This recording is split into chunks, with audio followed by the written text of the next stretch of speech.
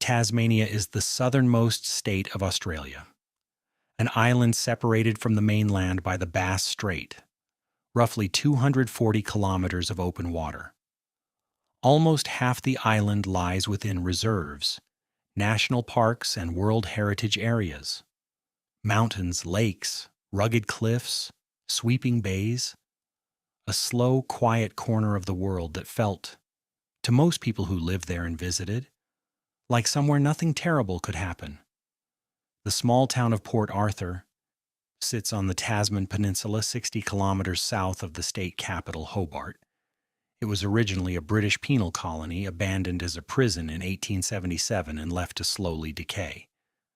By the 1990s, it had become one of Australia's most visited heritage sites, an open-air museum drawing over 250,000 visitors a year, a place to walk among old stone ruins, take a short boat tour past an island graveyard, sit on a broad veranda and eat lunch. On Sunday, April 28, 1996, Martin Bryant drove south along the Arthur Highway with a large sports bag in the back of his yellow Volvo. By the time that day was over, 35 people were dead. Martin John Bryant was born on May 7, 1967, at the Queen Alexandra Hospital in Hobart. He was the first child of Morris and Carleen Bryant, later followed by a sister, Lindy. Carleen remembered the pregnancy as stress-free and the birth as easy. She had worked at a local chocolate factory until a few weeks before. Life was calm, but from the beginning, Martin was difficult to understand. As an infant, he resisted physical affection, pulling away from cuddles, refusing to be held. As soon as he could walk, he escaped from the house. Carleen eventually resorted to putting him on a harness on the veranda with a pile of toys. Neighbors complained. She took comfort in knowing where he was. He was slow to speak. He destroyed toys rather than playing with them. Maurice tried patiently and endlessly to help his son find some version of a normal childhood. By the time Martin turned 3, both parents knew something was significantly different about him. Primary school made things worse. Martin was teased, behaved erratically, and drove other children away. He crept up behind kids on their way home to scare them. He was assessed by psychiatrists on multiple occasions, each time noted as aggressive, destructive, and very difficult to manage in a group setting. He was put on medication for hyperactivity. He began stealing from other children and was suspended after cutting down a neighbor's trees. And around the time he entered high school, assessments noted he had begun harming animals. By 1980, he had been transferred to a special education unit at Newtown High School. He became a recluse. He was almost entirely without friends. He could not relate to his peers and eventually responded to their rejection with hostility. The one schoolmate who had spent time with him ended the friendship the day Martin drove a spear gun spike into the top of his head. When Martin was 14, his father gave him an air rifle. It gave him no focus. Instead, it gave him a direction for his impulses. He hid along a nearby creek and fired at people passing on boats. He shot birds from trees and fired at them again if they weren't immediately still. In May 1983, the day before his 16th birthday, Martin left school and did not return. He never held a meaningful job and never developed an ability to manage himself independently. In early 1984, his parents had him clinically assessed again.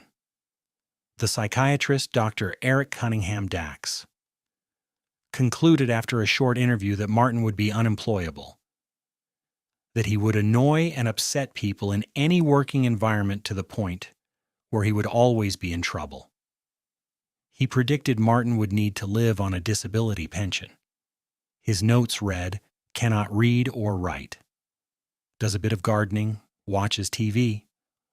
Only his parents' efforts prevent further deterioration." He was not assessed again for years.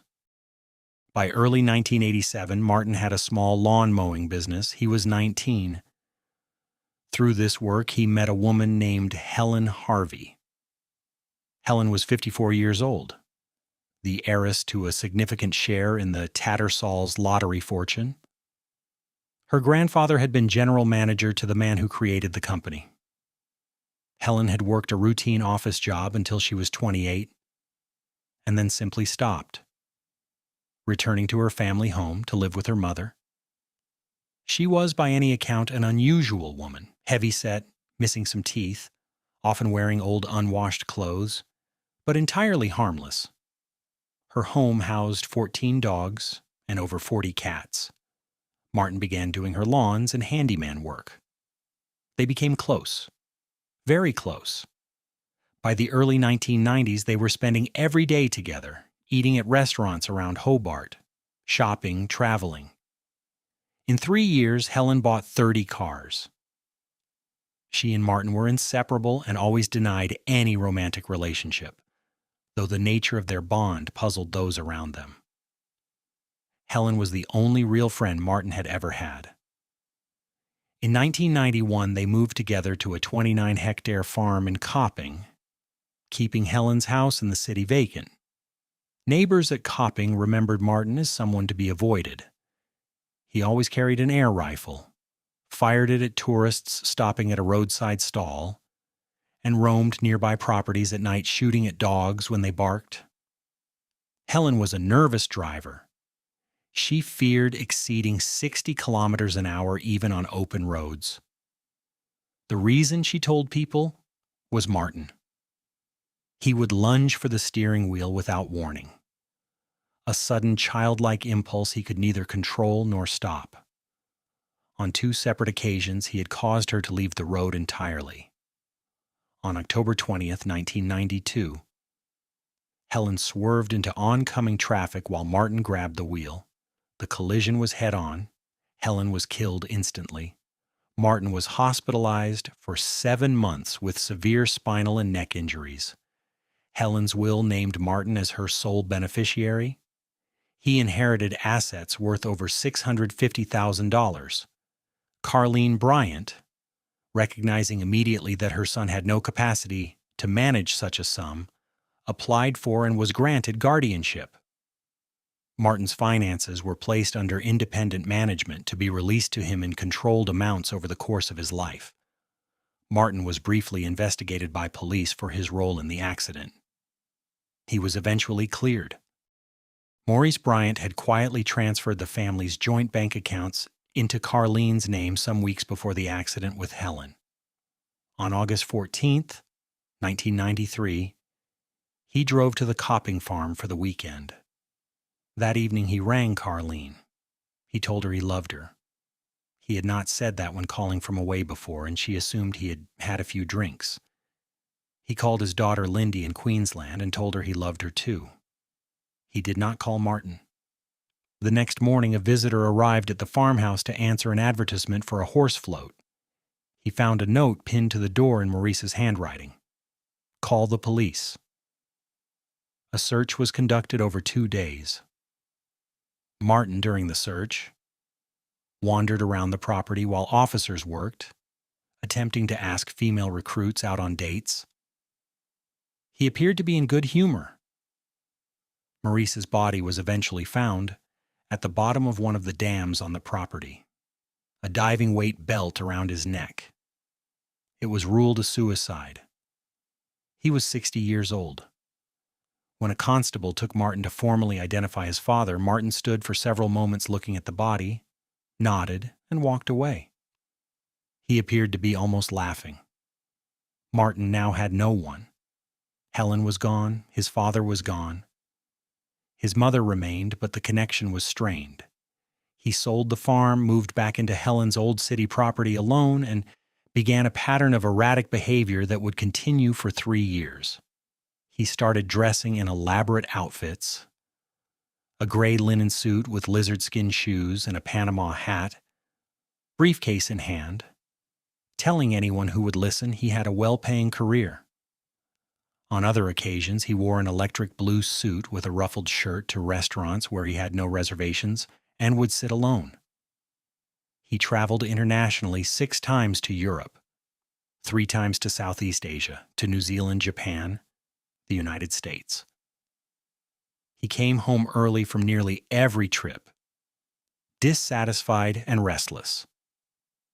His favorite part of international travel, he later said, was the long flight, the part where the person seated beside him had no option but to at least appear to listen.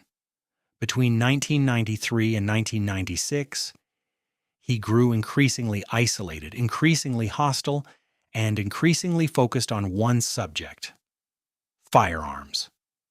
Gun magazines were among the only literature found in his home. He visited gun shops, had weapons serviced, handled, and asked questions about high-powered rifles. His pension assessors noted during a review, "He tells me he would like to go around shooting people. It would be unsafe to allow Martin out of his parents' control." No action was taken. By late 1995, Martin had employed a young woman named Petra as a gardener at the Clare Street property. The gardening work stopped quickly. She and Martin began spending time together, and she frequently stayed at the house. On April 15, 1996, Martin and Petra went shopping at a department store in Hobart. Martin was looking for a bag. He had brought a tape measure from home and measured several bags before selecting one: a large blueprint sports bag. He told Petra he needed it for Tai Chi. When the shop assistant asked what he would use it for, Martin said the handles needed to be strong because it would be carrying a lot of ammunition. Martin had worked occasionally doing odd jobs at a bed and breakfast called Seascape near the Port Arthur site. The owners, David and Nolene Martin, had recently let him go. He disliked them. He had argued with them repeatedly, and he carried a specific grievance against them that went beyond the job. He believed they had bought the Seascape property in a way that had been deliberately hurtful to his father, who had long wanted to acquire it.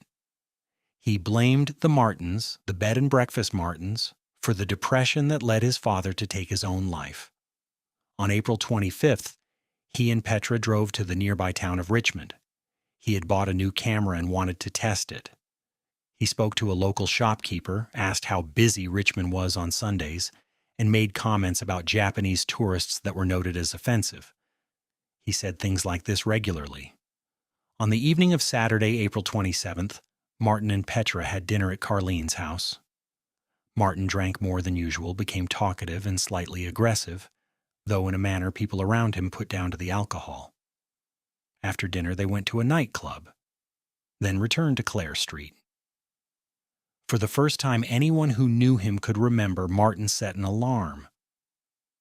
For 6 a.m., Petra had never seen him rise early. He had no job. He had no commitments. At 6 a.m. on April 28th, Martin Bryant woke to the sound of his alarm. He and Petra showered and had breakfast together, cereal, honey on toast, tea. She left at 8 a.m. to visit her parents. He did not mention where he was going. Martin fixed his surfboard to the roof of his yellow Volvo. He did not have a driver's license and had never learned to surf.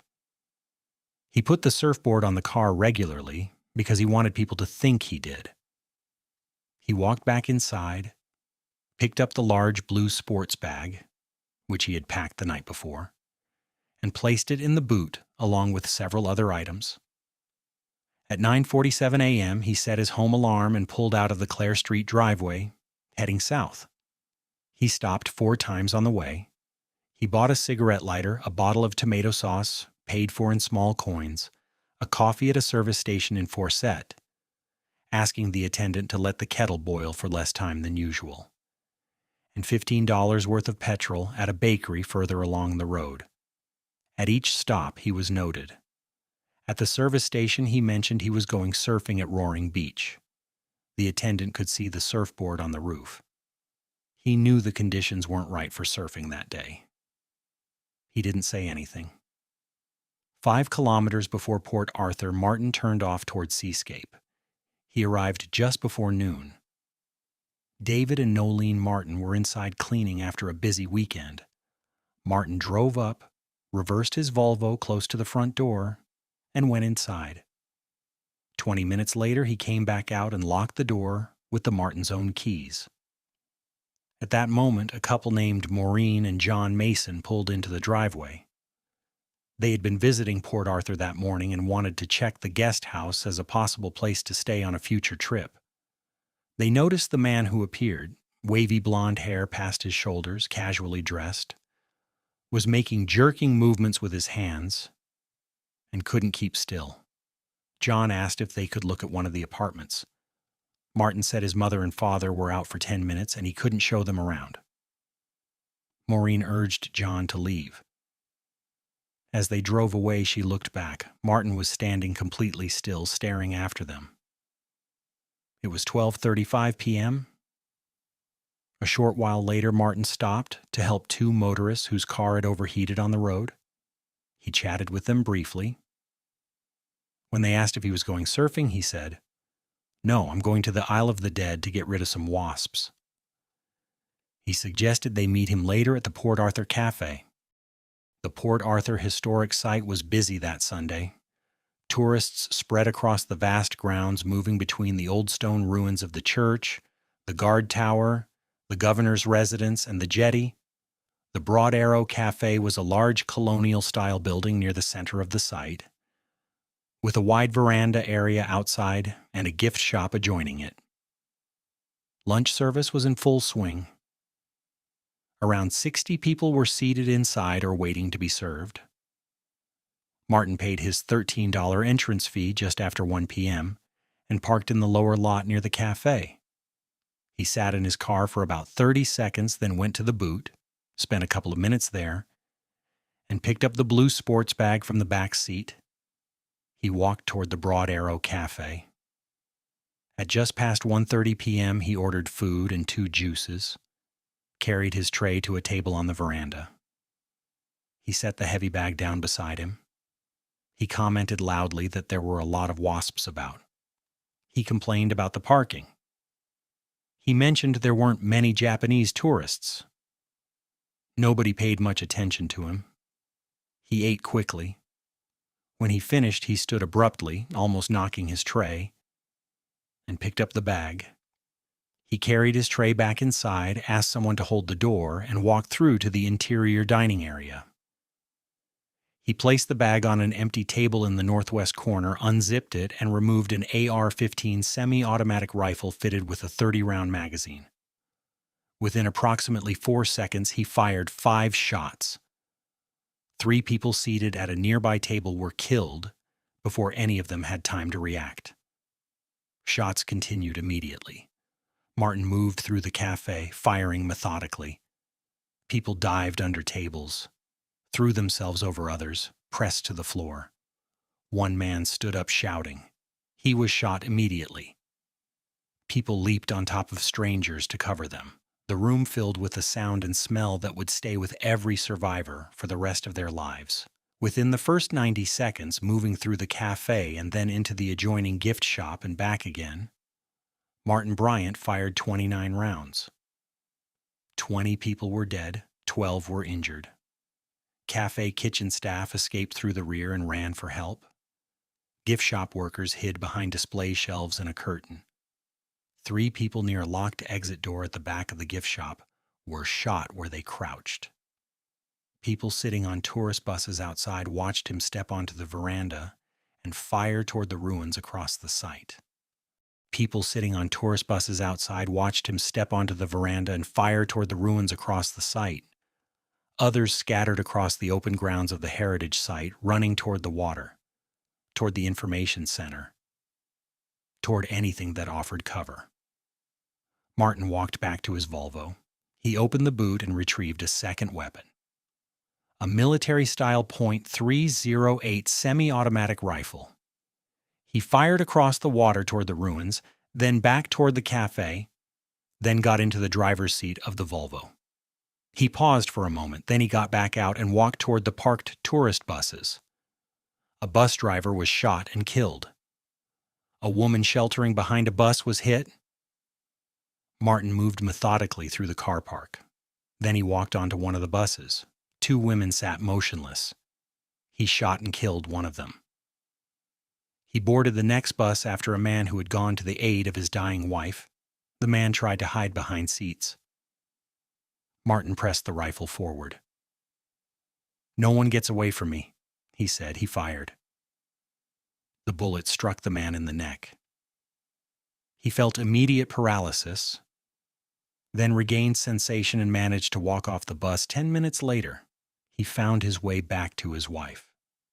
She died in his arms. An American tourist filming from a distance was shot at. The bullet missed and struck a nearby car. Survivors described Martin's demeanor throughout as calm, unhurried, without visible emotion. The first call to emergency services was made at 1:32 p.m. By that point, 24 people were dead and 18 injured. Martin returned to his Volvo and drove toward the site exit. On the road leading to the toll booth, he came across a young mother walking with her 2 small daughters. He slowed the car, opened his door, and stopped beside them. The woman moved toward the car, thinking he was offering help to get away. Someone nearby recognized Martin and called out. Martin stepped out of the car, put a hand on the woman's shoulder, and fired. He shot her daughter beside her. The younger girl tried to run. She did not get far. She was 6 years old. Her sister was 3. At the toll booth, Martin shot the attendant. A gold-colored BMW was nearby with 4 occupants inside. 2 were shot. The female driver got out and walked toward Martin. She was killed. He dragged the 2 remaining passengers from the car, transferred his ammunition, the AR-15, handcuffs, and a container of petrol into the BMW, and drove away, leaving the yellow Volvo with the surfboard still strapped to the roof. On the road north, he fired at 2 more vehicles. He stopped a white Toyota Corolla, forced the male driver into the boot of the BMW at gunpoint. The female passenger, trying to scramble across to the driver's seat, was shot through the windscreen. Martin drove back down the road toward Seascape. 35 people were dead. 23 were injured. Martin arrived at Seascape just after 2 p.m. He dragged his hostage from the boot of the BMW and forced him inside the guest house, handcuffing him to a stair rail. He went back outside and set the BMW on fire. The 2 police officers who had been dispatched to Port Arthur, the only 2 stationed in the area that day, as a police conference in the north of the state had drawn resources away, arrived and took positions outside the property. The situation became a siege. Martin knew one of the officers by name. Constable Gary Whittle had been the officer present when Martin had identified his father's body years earlier. During the standoff, Martin made phone calls from inside, including 2 to Whittle's girlfriend, using the officer's name, asking if she knew where her husband was. He knew exactly who was outside. A negotiation team was assembled. Police rang the landline inside Seascape. Martin answered, calling himself Jamie. He told them the hostages were alive. He said he had cooked them food and made them tea. He demanded a helicopter to Hobart Airport and a flight from there to Adelaide. He threatened to kill the hostages if his demands were not met. Throughout the night, more than 150 shots were fired from inside the building. Special Operations Group officers from the Tasmanian and Victorian police, working in darkness with riot shields, were unable to return fire for fear of hitting the hostages. The cordless phone Martin was using eventually ran low on battery. He refused to put it on charge. The line went dead around 9:30 p.m. No further negotiations were possible. At 8 a.m. on the morning of April 29th, 18 hours after Martin had arrived at Seascape, the upper floor of the guest house caught fire. Smoke poured from the roof. 30 minutes later, Martin Bryant walked out of the burning building with his clothes on fire. He taunted officers to come and get him. He was tackled to the ground. The fire was extinguished. He was escorted to a waiting ambulance and taken to the Royal Hobart Hospital. When the fire was brought under control, the bodies of David and Nolene Martin were found in the ruins, killed before the Port Arthur attack had even begun. The third body found was Martin's hostage, the 35th person Martin Bryant killed that day. In the days immediately following his arrest, Martin denied everything. He told detectives he had spent the day surfing. He had not been near Port Arthur. He had been unjustly accused. He declined a recorded interview. On July 4, 1996, following a subsequent interview conducted with his lawyer's permission, Martin admitted to owning the Colt AR-15 and to kidnapping a man at gunpoint on the highway and forcing him into the boot of the BMW. But he continued to deny ever having entered the Port Arthur site and denied any involvement in the killings. At some point in a different portion of the recorded police interviews, Martin appeared to believe the camera had been switched off. He leaned toward the officers and said, "I'm sure you'll find the person that caused all of this." Then he pointed to himself and whispered, "Me." He smiled. He told the officers they should have put that on tape. One of them replied that the cameras had not been switched off. A constable assigned to guard Martin at the Royal Hobart Hospital wrote detailed handwritten notes during those days. He described a figure who shifted between a childlike, polite voice, "Please, could I have something to eat? Please, I need to go to the toilet," and moments where the mask slipped and something else looked out. A stare, the officer wrote, that he could only describe as pure evil. He wrote that he made up his mind during that shift to protect the nurses and prison staff in the room, but not Martin himself. He had been awake for most of 26 hours. He had seen what had been inside the cafe. The nurse who changed Martin's bandages one day, his burns were severe, was thanked by Martin in a soft, childlike voice for treating him with such kindness. She left the room in tears. Martin Bryant was charged with 72 criminal offenses, including 35 counts of murder. He initially entered a not guilty plea, laughing when the charges were read aloud. He was eventually persuaded by his court-appointed lawyer to change his plea to guilty. On November 22, 1996, Tasmanian Chief Justice William Cox sentenced Martin Bryant to 35 life terms, to be served without any possibility of parole, plus additional cumulative terms for the non-murder counts. He is currently serving 35 life sentences and 1,652 years without the possibility of parole at Risdon Prison in Hobart.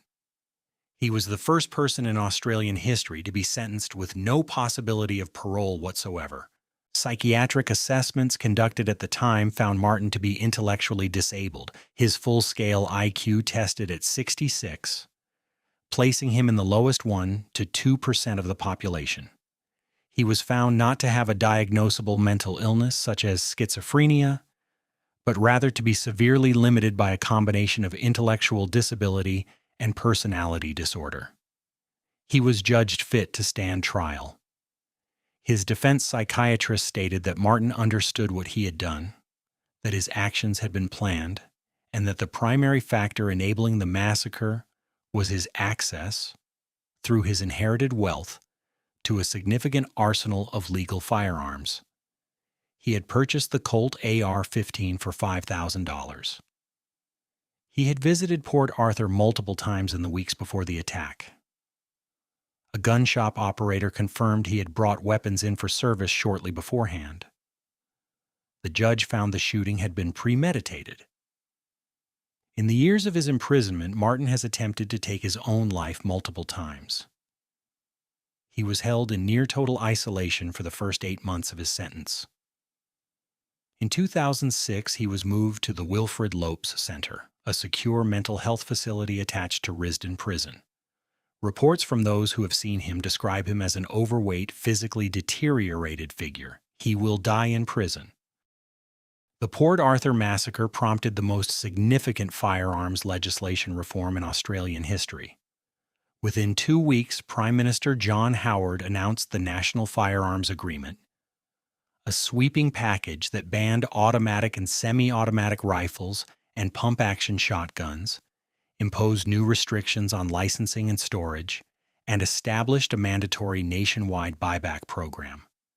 Howard wore a bulletproof vest when he addressed a hostile crowd of several thousand people opposed to the reforms. He had been in office for less than 3 months. He pushed the legislation through anyway. More than 640,000 weapons were handed in through the buyback and amnesty programs that followed. In the years since, gun-related homicides in Australia decreased by approximately 7.5% per year. Firearm-related suicides also fell significantly. There has not been a mass shooting on the scale of Port Arthur in Australia in the nearly 3 decades since. John Howard has described the gun law reforms as one of the most important decisions of his prime ministership. He has acknowledged the genuine cultural differences that make direct comparisons with the United States difficult to draw. But he has also said plainly that the laws worked.